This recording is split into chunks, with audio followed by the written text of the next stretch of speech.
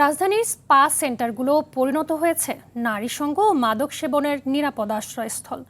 ঢাকার অভিজাত এলাকাগুলোতে স্পা সেন্টারের আড়ালে চলছে মাদক ও দেহ ব্যবসার রমরমা বাণিজ্যে। একই ছাদের নিচে নারী সঙ্গের পাশাপাশি হাত বাড়ালেই পাওয়া যায় মদ, ইয়াবা, হেরোইন সহ সব ধরনের মাদক।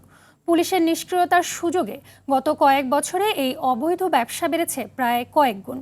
সেলুন, বিউটি পার্লার ও ফিজিওথেরাপির নামে চালানো হয় এসব স্পা সেন্টার। হাসান মাহমুদের ধারাবাহিক প্রতিবেদনের আজ দেখুন প্রথম পর্ব। AKS অর্জন করল গিনেস ওয়ার্ল্ড রেকর্ডস। AKS শহরের অভিজাত এলাকায় কৌশল পাল্টে নানা উপায়ে চলছে যৌন ব্যবসা। অনৈতিক স্পা সেন্টার ও বিউটি পার্লারে এসব ব্যবসা এখন জমজমাট। বিত্তবান পরিবারের সন্তান সহ অনেকেই হচ্ছেন এসব সেন্টারের খদ্দের। সিটি কর্পোরেশন থেকে ক্ষুদ্র ব্যবসার লাইসেন্স নিয়ে স্পা সেন্টারের আড়ালে চলছে রমরমা মাদক ও দেহ বাণিজ্য। ভেতরে বিভিন্ন রঙের ঝলমলে আলোকসজ্জা, ছোট ছোট একাধিক রুম। বাইরে থেকে বোঝার উপায় নেই কি হচ্ছে এখানে। বনানীর ২৭ নম্বর রোডের কবরস্থানের সামনে ৩৭ নম্বর ভবনের স্পা সেন্টারে প্রবেশের চেষ্টা করলে সিকিউরিটি ও সেন্টারের কর্মচারীদের বাধার মুখে পড়তে হয়। অর্থের বিনিময়ে সাংবাদিকদের ম্যানেজের চেষ্টাও করে দালাল চক্র। বছরের পর বছর চলছে এসব মিনি পতিতালয়। নেই আইন শৃঙ্খলা রক্ষাকারী বাহিনীর অভিযান। বিনা বাধায় বিভিন্ন অ্যাপ ও অনলাইনে নজরকাড়া বিজ্ঞাপন দিয়ে খদ্দের টানছে এসব সেন্টার।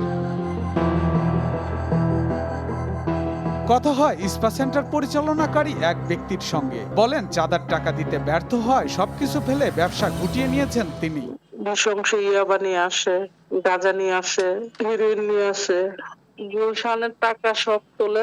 সালমান ফার্সি টাকা না দিলে অস্ত্র নিয়ে আসে, বলতে পিস্তল ঠেকাই বলে যে কি গুলি করে দিবে। এক একটা স্পা থেকে ৮ লাখ টাকা করে পাই।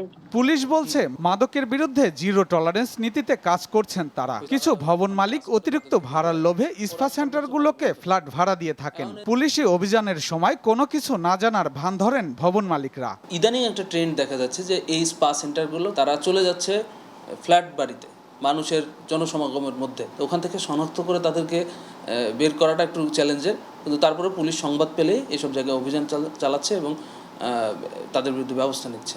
বলেন দেহ ও মাদক ব্যবসা নিয়ন্ত্রণে স্পা সেন্টারগুলোতে নিয়মিত অভিযান পরিচালনা করা হয়। জানান পুলিশের কেউ এসব অনৈতিক কর্মকাণ্ডের সাথে জড়িত থাকলে তাদের বিরুদ্ধেও আইনগত ব্যবস্থা নেওয়া হয়। অনৈতিক কর্মকাণ্ডকে প্রশ্রয় দেওয়ার চেষ্টা করে তাহলে আমরা তাদের বিরুদ্ধে কঠোর আইনগত ব্যবস্থা নেব। হাসান মাহমুদ, RTV, ঢাকা।